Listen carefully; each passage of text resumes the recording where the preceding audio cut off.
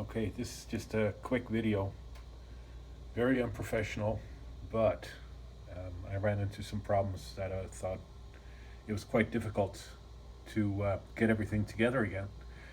So, for taking apart, we have this here, and this little ring goes around it, goes around here, and you can expand it a little bit or pull it apart a little bit so it comes off. It's like a clip. Then here's a washer, and this thing, the gear that goes on here.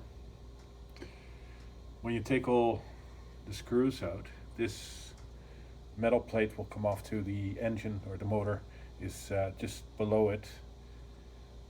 There's no need to take the little plastic thingy off for the lubricant, the oil for the chain.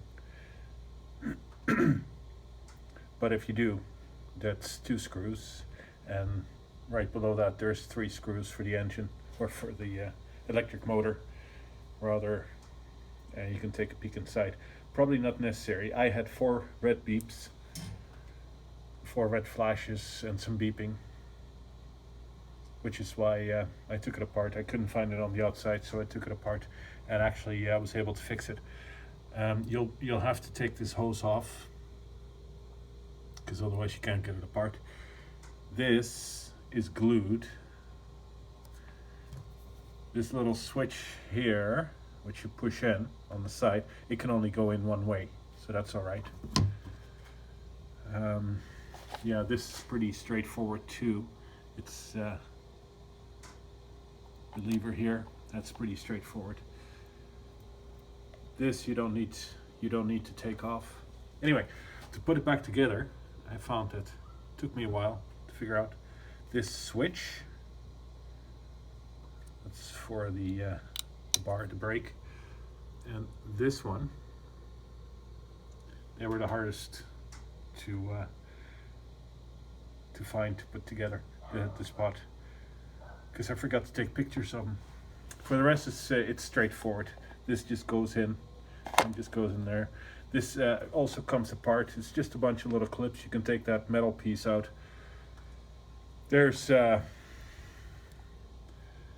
metal for the battery.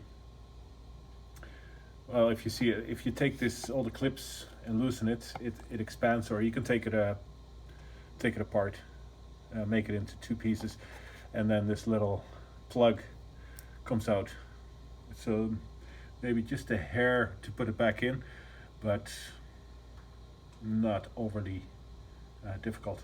I just took out all the screws around it, and I did take pictures of the screws just to make sure that I'm putting back the right screws on the right spot. And I'm just making this video because I couldn't find one. So I don't know if this is, hopefully it'll be of help for when your chainsaw kind of messes up.